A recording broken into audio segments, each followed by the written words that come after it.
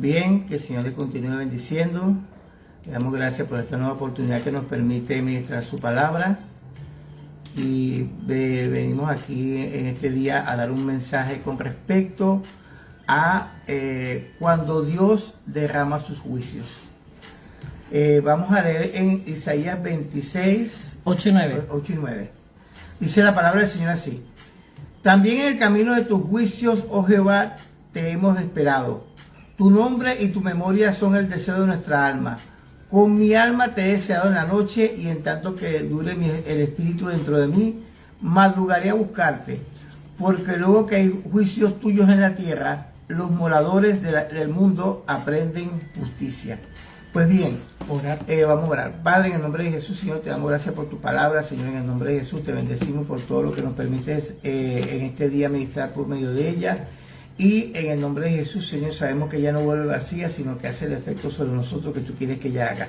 Así que nos ponemos delante de tu presencia en este día, Señor, en el nombre de Jesús, Señor, para que seas tú, Espíritu Santo, quien dirija esta exposición de la palabra, y que podamos tener en claro sobre este tema en el nombre de Jesús, Señor, porque tenemos que tener entendimiento claro en el tiempo que estamos viviendo y por qué están sucediendo las cosas que están pasando a nivel mundial. En el nombre de Jesús, amén. Amén. Pues bien, Isaías es uno de el primero de los 4 profetas mayores. Isaías, Jeremías, Ezequiel y Daniel son los primeros profetas, llamados profetas mayores por causa del contenido que tienen ellos proféticamente hablando.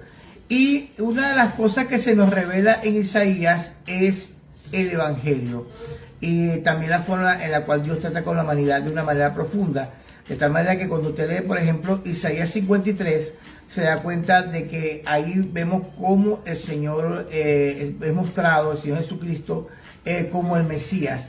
Pero hay otras partes de este libro de Isaías que nos dan a entender ciertas cosas como la que queremos reflejar hoy, para que ustedes puedan realmente tener una visualización de lo que está pasando a nivel mundial.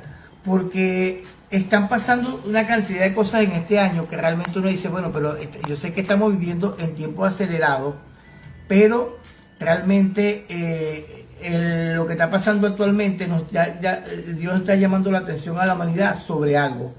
Y una de las cosas que tenemos que preguntarnos es ¿por qué Dios tiene que derramar juicio sobre la humanidad? Bien, cuando despedimos la palabra juicio, sabemos que es el proceso por el cual Dios pone a cuentas a su pueblo y a la humanidad restante de su pueblo por su conducta, por lo que hagan para bien o para mal, y aplica los correctivos con el fin de corregir y evitar las consecuencias que pueden traer a su destino eterno, o para salvación o para condenación. ¿Por qué? Porque hay una eternidad por delante, y cuando cada ser humano parte de esta eternidad a la eternidad, su destino estará marcado por lo que habrán hecho aquí en la tierra. Entonces, la pregunta que podemos hacernos nosotros es: ¿por qué nuestro Dios santo, soberano y justo decide aplicar juicio sobre los que le desobedecen? Bueno, Eclesiastés capítulo 7, versículo 29 dice: y he aquí solamente esto he hallado, que Dios hizo al hombre recto, pero ellos buscaron muchas perversiones.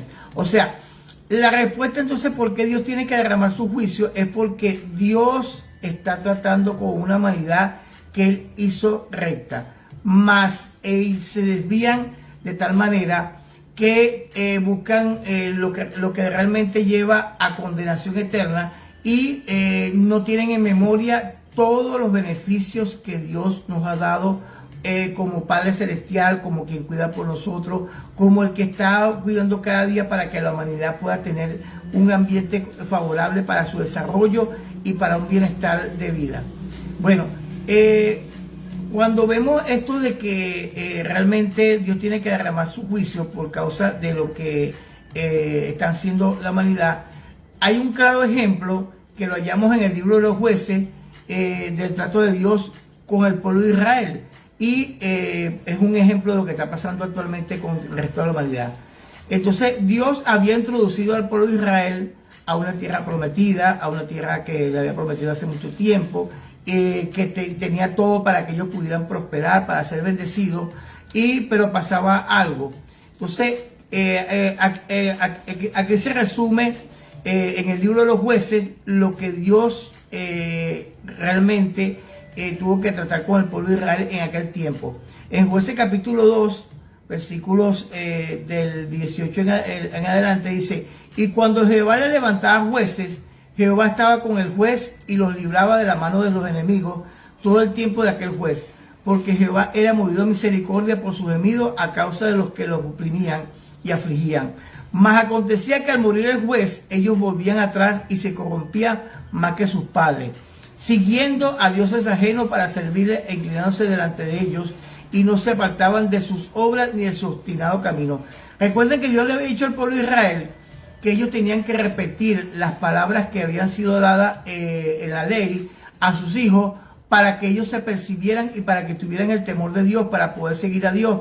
Pero pasaba de continuo en el libro de los jueces, usted lo puede leer de continuo, que ellos se olvidaban de Dios, y se levantaba una nueva generación que no conocía a Dios. Imagínense el dejo que ellos tenían de Dios, que se levantaba esa nueva generación y era falto de temor de Dios.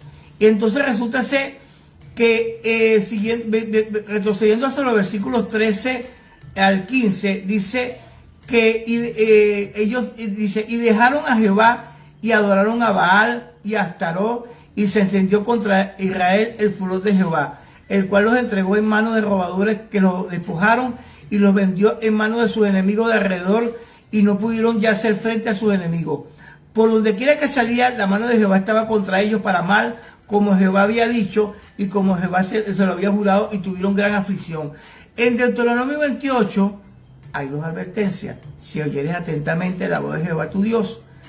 Pero hay otra advertencia mucho más fuerte, que tiene una repercusión mucho más grande.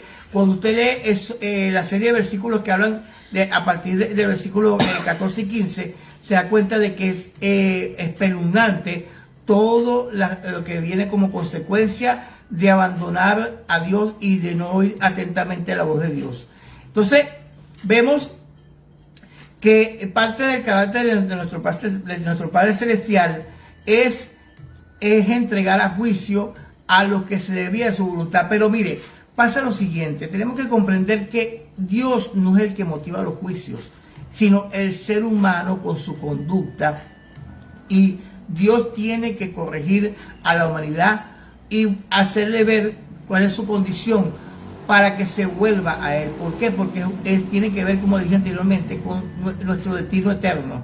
Entonces, Dios decide entonces intervenir en la historia y el comportamiento de nosotros, que somos su creación especial, porque acuérdense que nosotros somos de parte de Dios una creación especial, y Dios tiene que corregir los torcidos en el camino. Nosotros no somos cualquier cosa, nosotros no somos cualquier árbol, cualquier animalito que Dios haya creado, ni siquiera lo que usted ve en la naturaleza. No, nosotros somos una creación especial de Dios, porque tenemos por delante una eternidad, sea para salvación o sea para condenación.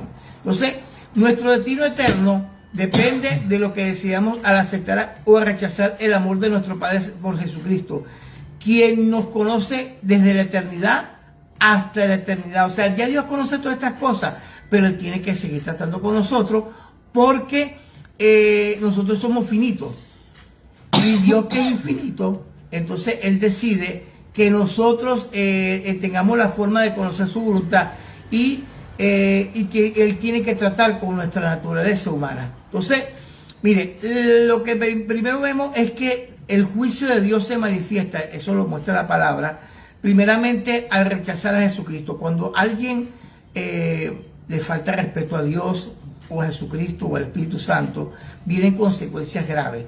Y entonces Juan 3:36, en Juan 3:36, Jesucristo dice lo siguiente: el que cree en el Hijo tiene vida eterna, pero el que rehúsa creer en el Hijo no verá la vida, sino que la ira de Dios está sobre él.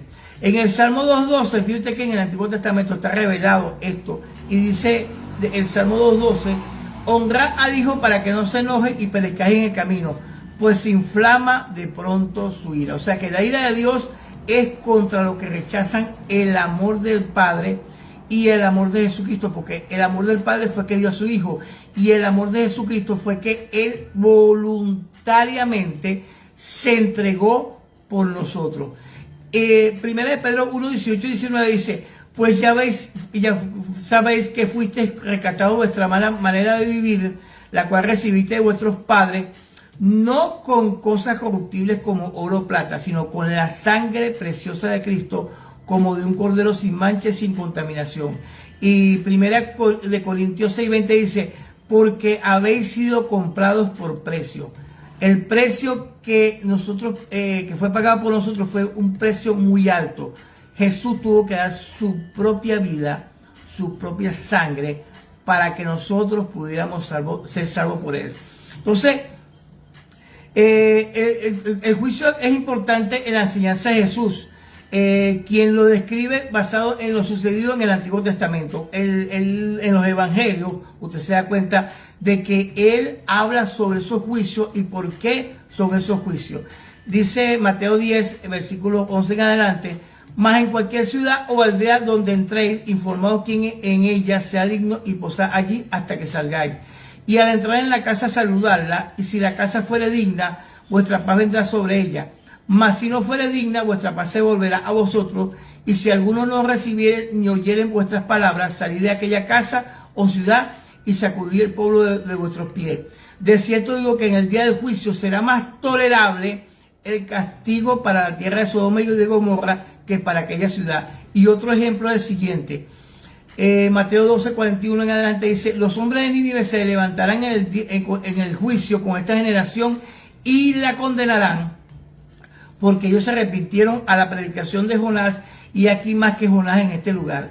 La reina del sur se levantará en el juicio con esta generación y la condenará, porque ya vino de los fines de la tierra para oír la sabiduría de Salomón, y aquí más que Salomón en este lugar. O sea, dos personas reaccionando de una manera diferente con respecto al mensaje de Dios para la humanidad.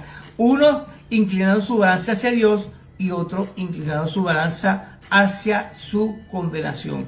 Así que tenemos que saber que tenemos que buscar la manera de comprender cómo siempre mantenernos en el temor de Dios, y saber que Dios está tratando actualmente y siempre ha tratado con la humanidad para que su salvación se encienda como una antorcha, y para que nosotros podamos saber que su propósito siempre está en nosotros.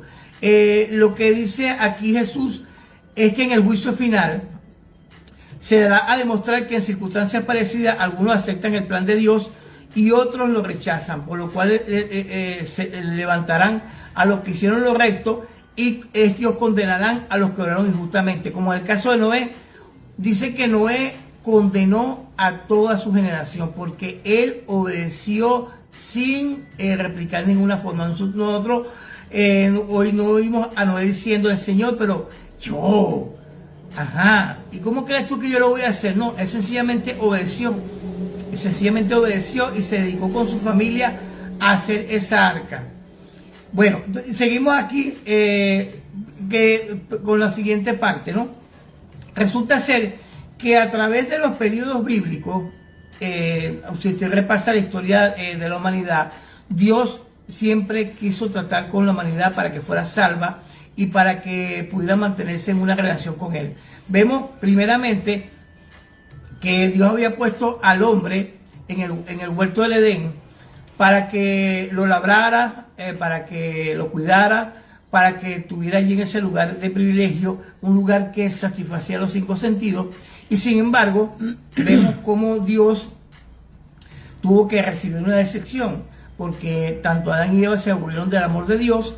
Y entonces vemos en Génesis capítulo 2, versículos 16 y 17, que Dios había dado una orden directa a Adán y Eva. Y dice: y mandó Jehová a Dios al hombre diciendo: de todo árbol del huerto podrás comer, mas del árbol de la ciencia del bien y del mal no podrás comer, porque el día que de él comieres ciertamente morirás.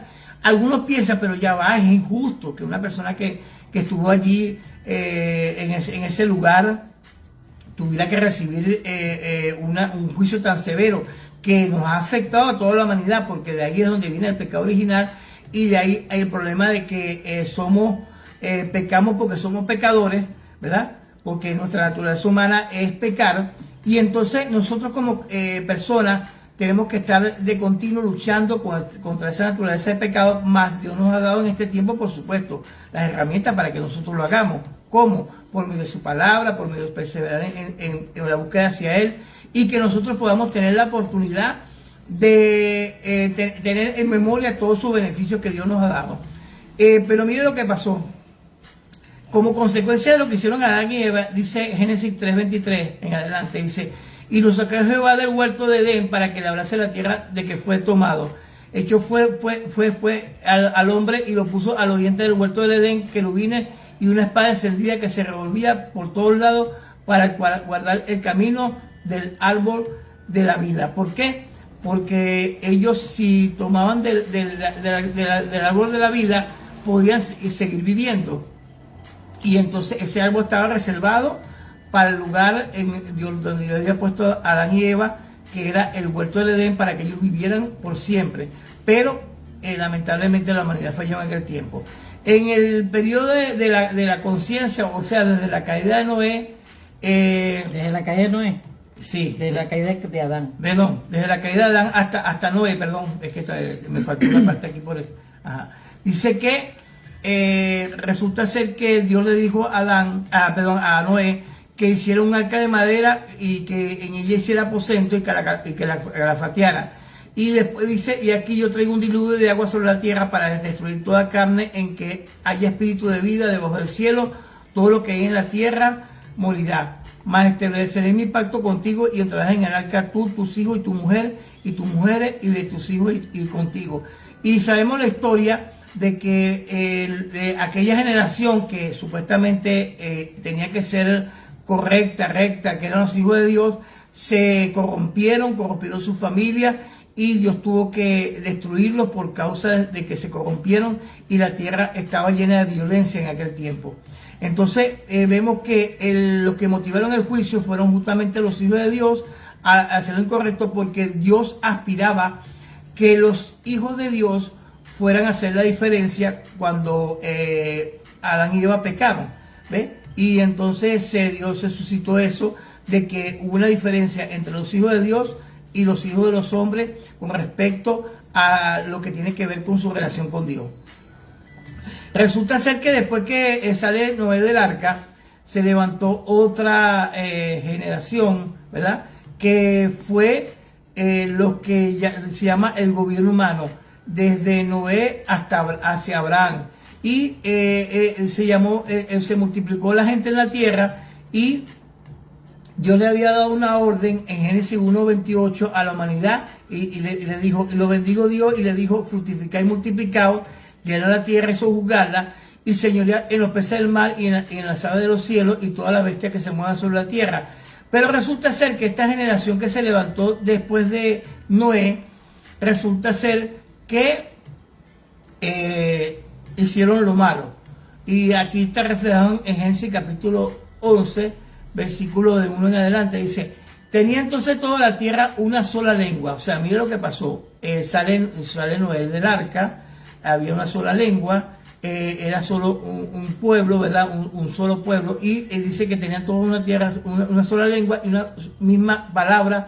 Y aconteció que cuando salieron de oriente, hallaron una llanura en la tierra de Sinar, y se establecieron allí. Y se dijeron unos a otros: vamos, hagamos ladrillo y cozámoslos con fuego. Y les sirvió el ladrillo en lugar de piedra y el asfalto en lugar de mezcla. Y dijeron: vamos, edifiquemos una ciudad y una torre cuya cúspide llegue al cielo, y hagámonos un nombre por si fuéramos esparcidos sobre la faz de la tierra. Y fíjate lo que esto motivó. Resulta ser que entonces Dios tuvo que descender para intervenir en la historia de la humanidad, porque Dios lo que quería era que esta gente llegaran y se esparcieran y estuvieran por toda la tierra poblándola.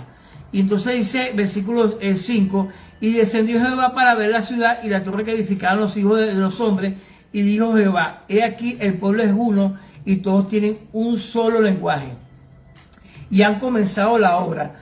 Nada le hará desistir ahora de lo que han pensado hacer. Ahora pues descendamos y confundamos allí su lengua para que ninguno entienda el habla de su compañero. Y así lo esparció Jehová desde allí sobre la faz de toda la tierra y dejaron de edificar la ciudad. Entonces Dios tuvo que intervenir en aquel tiempo para que se cumpliera su propósito. El propósito de Dios era que el hombre llenara toda la tierra, porque la tierra era muy grande y tenía que ser llevada a lo que hoy en día son las naciones. Entonces vemos cómo en el tiempo de lo que llama bíblicamente hablando la promesa, que es la promesa que Dios le hace a Abraham con respecto a él, a su descendencia, de que iba a multiplicarlo en gran manera y que iba a ser llevado a ser grande para que pudiera llevar a las naciones a hacer las cosas que tenía que hacer. Dios decide con Abraham levantar un pueblo por el cual Dios iba a tratar para llevar adelante la obra de que el mundo conociera realmente al Dios verdadero. Entonces Dios había ya visto anteriormente cómo las naciones sencillamente se debían a otros dioses y necesitaba un pueblo que ellos fueran monoteístas, o sea, que creyeran solamente en un solo Dios, y se le revela entonces a Abraham que también venía de un pueblo monoteísta, y entonces lo lleva a comprender el plan y el propósito que Dios tenía para con su vida. Entonces dice que en Génesis capítulo 12, versículo 1 en adelante, dice: pero Jehová había dicho a Abraham: vete de tu tierra, de tu parentela y de la casa de tu padre y de la tierra que te mostraré, y haré de ti una nación grande, y te bendeciré y engrandeceré tu nombre, y será bendición. Bendeciré a los que te bendijeren, y a los que te maldijeren maldeciré, y serán benditas en ti toda la familia de la tierra. Era Abraham o sea, esto fue cuando Abraham tenía 75 años. Pero resulta ser que él retrasó el plan de Dios porque no se sometió a lo que Dios le había dicho. Y en Génesis 17 se le revela nuevamente y dice lo siguiente: era Abraham de 99 años cuando se le apareció Jehová y le dijo: yo soy el Dios Todopoderoso, anda delante de mí y sé perfecto. Entonces, cuando él decidió volverse a Dios y hacer las cosas como tenía que hacerlas, entonces dice que en el versículo 21, y visitó Jehová a Sara como había dicho, y hizo Jehová con Sara como le había hablado, y Sara concibió y dio a Abraham un hijo, y en su vejez, en el tiempo que Dios le había dicho, y llamó a Abraham el nombre de su hijo que le nació, que le dio luz Sara, Isaac. Entonces el propósito de Dios era levantar una nación que luego iba a recibir la ley de Dios. Bueno, resulta ser que cuando el pueblo recibe la ley, ok, vamos a repasar entonces lo que habíamos hablado anteriormente con respecto a Isaías, a Deuteronomio 28, y mire lo que dice: y será, versículo 1 dice: y será que se oyere diligentemente la voz de Jehová tu Dios para guardar, para poner por obra todos sus mandamientos que yo te prescribo hoy, también Jehová tu Dios te pondrá sobre toda la gente de la tierra. Pero y dice: y vendrán sobre ti todas estas bendiciones y te alcanzarán cuando oyere la voz de Jehová tu Dios. Pero el versículo 15 en adelante dice: y si no oyeres la voz de Jehová tu Dios para cuidar de poner por obra todos sus mandamientos, esos estatutos que yo te intimo hoy, que vendrán sobre ti todas estas maldiciones y te alcanzará. Entonces comienza diciendo: maldito será tú en la ciudad y maldito en el campo. O sea, la lista es muy larga, ¿verdad? Ahora bien, vemos como el pueblo de Israel tuvo un problema. Mire, cuando usted ve el arca del pacto, dice: wow, qué belleza de arca del pacto. Ahí está contenida la tabla de la ley, la vasija con el maná y la vara que reverdeció. Pero mire, esas tres cosas testifican contra el pueblo de Israel, porque dice que las tablas testifican que ellos rechazaron la ley de Dios. La vara que reverdeció significa que rechazaron la autoridad de Dios, y la vasija con el maná da testimonio contra ellos de que rechazaron la provisión de Dios. Entonces sencillamente vemos cómo Dios tuvo que aplicar para ellos correctivo, y sencillamente hubo algo que pasó en el tiempo de Cristo. Ellos rechazan a Cristo, dice: su sangre sea sobre nosotros y sobre nuestros hijos. ¿Ve? ¿Y qué pasó? En el tiempo en el cual vino el holocausto nazi, que murieron más de 6 millones de judíos, todo el mundo pensaba que ya como que se estaba manifestando el apocalipsis por la forma en que estaban muriendo los judíos. Resulta ser que era el juicio de Dios por lo que ellos habían declarado con su boca. Entonces, fue algo tan terrible que, bueno, lo llevó a reflexionar como nación para que ellos pudieran realmente volverse a Dios como es debido, y es un correctivo que Dios aplicó de tal manera que hasta hoy en día ellos creen sencillamente en el Dios verdadero y hacen pacto para que Dios sea el Dios que realmente sea quien se mueva en medio de ellos. Ahora bien, pero ellos rechazaron al Mesías y Dios nos entregó a nosotros en el tiempo de la gracia, cuando ellos rechazaron al Mesías, para que nosotros fuéramos realmente lo que estuviéramos dándole al mundo entero el conocimiento del Dios verdadero. Entonces, tenemos que la gracia, que es el tiempo que nosotros estamos viviendo, también va a terminar en apostasía, porque lo dice claramente Tesalonicenses, capítulo 2, versículo 1 en adelante. Dice Tesalonicenses de la siguiente manera: pero con respecto a la venida de nuestro Señor Jesucristo y nuestra reunión con Él, os rogamos, hermanos, que no os dejéis mover fácilmente de vuestro modo de pensar, ni os conturbéis ni por espíritu, ni por palabra, ni por carta, como si fuera nuestra, en el sentido de que el día del Señor está cerca. Nadie os engaña de ninguna manera, porque no vendrá sin que antes venga la apostasía y se manifieste el hombre del pecado. ¿Qué significa esta apostasía? Sencillamente vemos hoy en día de una manera escandalosa cómo se están desviando ciertos principios de fidelidad a Dios con respecto a lo que significa el mover de Dios en las iglesias. Se están admitiendo cosas que realmente Jesucristo lo advirtió, que sería como en los días de Sodoma y Gomorra, que se quiere congraciar a la gente con lo que es pecado, pero resulta ser que eso es lo que trae el juicio, y eso se manifiesta como parte de la apostasía. Realmente eso da motivo a pensar realmente cómo se va a manifestar también el anticristo, porque realmente tiene rasgos de ciertos grupos que están que quieren prevalecer en este tiempo, de que él tiene esa personalidad, y que para que la gente lo acepte, él tiene que aceptar a esos grupos que están haciendo realmente lo contrario a lo que es la voluntad de Dios. Entonces, pero vamos a concluir con lo siguiente. Resulta ser que después que nosotros nos vayamos como iglesia, Dios viene tratando con la humanidad para que veamos cómo la gente se arrepienta. O sea, nosotros nos vamos como iglesia y Dios se levanta por medio de los testigos en lo que dice el capítulo 7 de Apocalipsis y capítulo 11 de Apocalipsis, con respecto a los dos testigos y los 144,000 sellados que van a predicar aquí en la tierra. Nosotros vamos con el Señor en la boda del Cordero, pero resulta ser que aquí quedan gente realmente trabajando para que la humanidad pueda realmente conocer al Señor. O sea, siempre como está en el principio de Romanos, Dios no se deja sin testimonio, y para que la gente sea salva. Entonces vemos que Dios trata con la humanidad por medio de sellos, trompetas y copas, porque la humanidad se ha endurecido de tal manera que cuando usted lee los pasajes dice que ni aún se arrepintieron de su hechicería, de su brujería, de su idolatría y de todo lo malo que ellos siempre hizo, fornicaciones.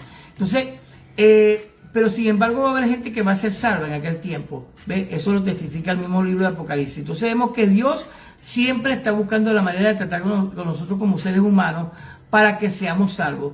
Entonces, imagínense que al final de los tiempos, cuando el Señor Jesucristo venga y ya logre reinar sobre esta humanidad, que va a quedar en aquel tiempo, resulta ser que después que los 1000 años se cumplan, se van a levantar un grupo de gente, y aquí lo dice en el capítulo 20 de Apocalipsis, dice: cuando los 1000 años se cumplan, Satanás será suelto de su prisión y saldrá a engañar a las naciones que están en los 4 ángulos de la tierra, a Gog y a Magog, a fin de reunirlos para la batalla, y el número de los cuales es como la arena del mar, y subieron sobre la anchura de la tierra y rodearon el campamento de los santos. O sea, la nueva Jerusalén que descendió del cielo para que Cristo reinara aquí en la tierra, y la ciudad amada. Y dice, y de Dios descendió fuego del cielo y lo consumió. ¿Por qué no de Jesucristo? ¿Por qué no de Jesucristo no fue? No, porque están yéndose en contra de su Hijo. ¿Ves? Del reinado de Cristo sobre aquí la tierra. Y dice, y de Dios descendió fuego del cielo y lo consumió. Y el diablo que los engañaba fue lanzado al lago de fuego y azufre, donde estaba la bestia y el falso profeta, y serán atormentados de día y de noche por los siglos de los siglos. Entonces, vemos que Dios ha tenido que tratar con la humanidad y derramar su juicio para que los que se van a convertir se conviertan y los que se quieran condenar se condenen. Pero Dios no lo está condenando, es su misma actitud lo que está haciendo que ellos se condenen. Entonces, pero Dios, que es responsable con nosotros como seres humanos porque nos creó, Él sencillamente va a demostrar en el día del juicio que sí le dio oportunidad a cada ser humano para que se arrepintiera. Así que repásese el libro de los jueces, repásese a Isaías y afírmese en el Señor, porque es necesario que nosotros en este tiempo nos afirmemos más en Dios en medio de todas las circunstancias que están pasando a nivel mundial, porque estamos siendo llevados al propósito de Dios para nuestras vidas. Amén. Bien, vamos a orar para despedir esta enseñanza. Amén. Padre, en el nombre de Jesús, Señor, te pedimos por tu palabra, en el nombre de Jesús, Señor, que seas tú quien alumbre el entendimiento de cada uno de nuestras vidas, para que cada día podamos perseverar en ti, que tu palabra en nosotros nos dé la oportunidad, Señor, en el nombre de Jesús, de mantenernos firmes en la fe que tú nos has dado, y que podamos tener en el nombre de Jesús, Señor, el propósito de nuestras vidas, para que podamos, Señor, también llevar a otros al conocimiento de tu palabra, y para que podamos alcanzar mayor número de gente para ti, Señor. Te bendecimos, te damos gracias por todo y glorificamos tu nombre, y te damos gracias por cada uno de los que están oyendo este mensaje en este momento y por los que lo van a ver en diferido. En el nombre de Jesús, amén. Amén, los bendecimos. Hasta el próximo domingo.